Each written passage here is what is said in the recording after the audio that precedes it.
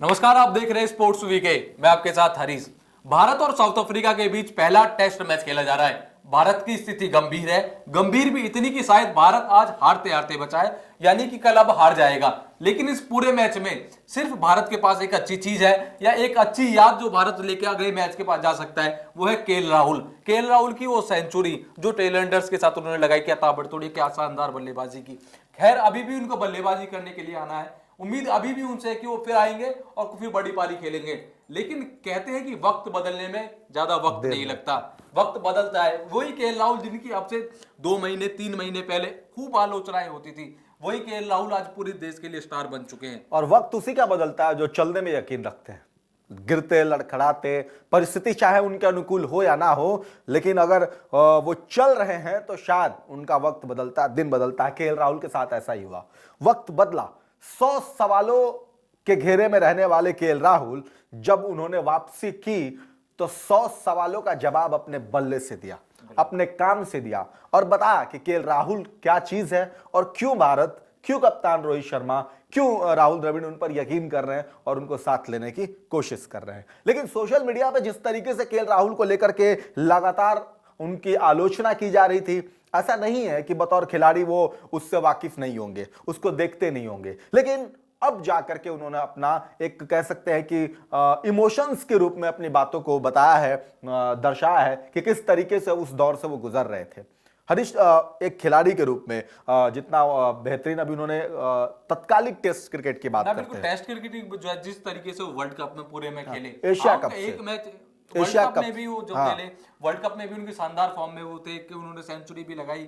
लेकिन उन्हें ट्रोल फिर भी किया गया सिर्फ एक फाइनल के लिए। फाइनल में सारे खिलाड़ी फ्लॉप हुए थे, लेकिन ज्यादा ट्रोलिंग हुई थी सबसे केएल राहुल की, क्योंकि उन्होंने जो स्लो इनिंग खेल के, हो सकता है कि अगर इंडिया के लास्ट में बैटिंग अच्छी हो जाती तो उसी इनिंग की चर्चा होती कि उन्होंने क्या शानदार बल्लेबाजी की, वो टीम को बांधे रखा।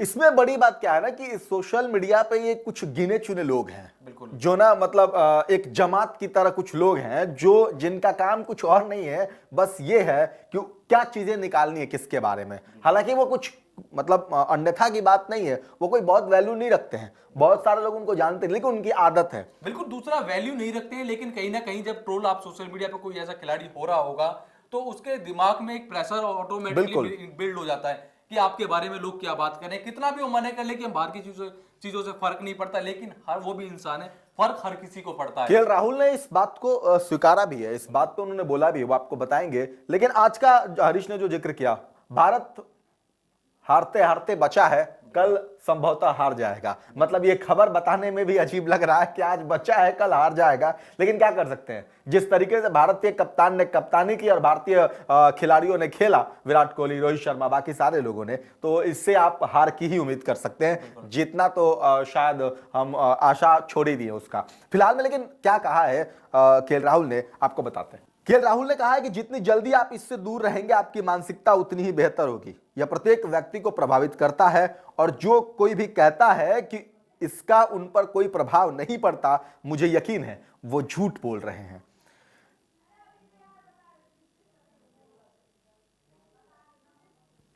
इसके बाद केएल राहुल ने आगे कहा कि आप लोगों को बदल नहीं सकते, हर कोई अपनी राय रखने के लिए आजाद है। और उस समय मुझे और भी खराब लग रहा था, जब पीछे देखता हूं तो लगता है कि इसे अलग नजरिए से देख सकता था।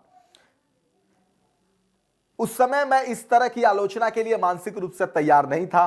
चोटों और खराब फॉर्म के कारण सोशल मीडिया पर भी ट्रोलिंग का शिकार हुए राहुल ने यह भी कहा कि उन्हें खुशी है कि उन्होंने ऐसा कैरियर चुना जिसमें उन्हें मजा आता है।